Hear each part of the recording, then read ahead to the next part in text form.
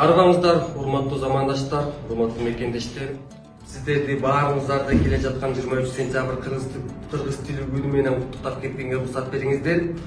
Биз автордук жана чектеши укуктар башкармалыгы тыгыз мамиледе аябай жакын автор негизде чыгармачыл адамдар менен иштейбиз. Анткени алардын чыгармаларын биз каттоодон өткөзөбүз. Ошого байланыштуу алардын көбүнчө пайызы кыргыз тилинде, биздин адабий тилинде жазган үчүн мындайча айтканда терең бай кыргыз тили менен таанышпыз.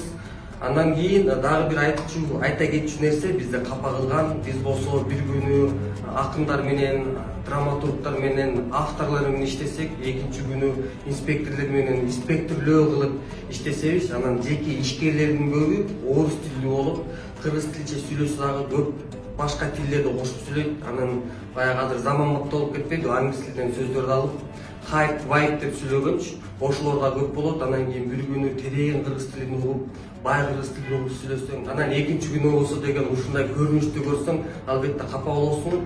Биз негизи тил ээлеттилик, ар бир кыргыз адамы, ар бир кыргыз жараны бир гана мамлекеттик кызматкерлер эмес.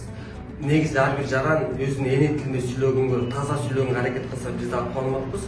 Дагы бир айта кетчү нерсе, мисал үчүн кандайдыр бир жаран чет мамлекетке барса, ал жакта дүйнөдө угуп жаткан англис тилинде, француз тилинде окугусу келбейт да.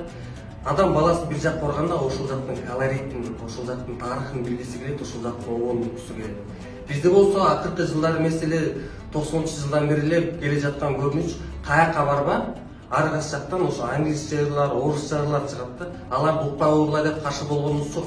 Болгону чет мамлекеттен келген адам биздин өзүбүздүн жеке руханий байлыгыбыз менен тааныша албай калат да, биздин чыгармачылык менен тааныша албай калат, биздин акын жазуучулардын чыгармачылыгы менен тааныша албай калат. Анан биздин башкармалык дагы бир тилеп кетчү нерсе, чын жүрөгүнөн тилеген нерсеси ушул гипермаркет болобу, супермаркет болобу, тиги тойкана болобу, кафе ресторан болобу, фондо чыккан музыкада кыргызча жырлар, заманбап жаңы кыргызча жырлар көбүрөөк болсо, биздин руханий байлыгыбызды көрсөткөн, ошол аябай жакшы болмок.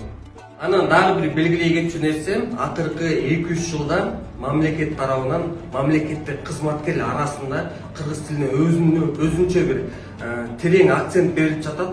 Мисалы үчүн айтсам, ар бир кагаз, ар бир документ ал бүттө милдеттүү түрдө кыргыз тилине келет. АКШга болобу, тияка болобу, чет мамлекет болобу, каяка кетпесин милдеттүү түрдө кыргыз тилине да келет.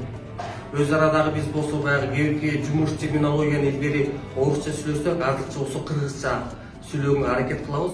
Буюрса келечекте биздин кыргыз тилибиз болош кетер бай болуп, терең болуп, популярдуу болуп, элдин көбү азыркы баягы орус тилдүү жаштарыбыз да кыргыз тилине өтүп, кеңейерине, тараарына биз чын жүрөктөн ишенебиз, үмүттөнөбүз. Баарыңыздарды дагы бир жолу келе жаткан майрамыңыздар менен.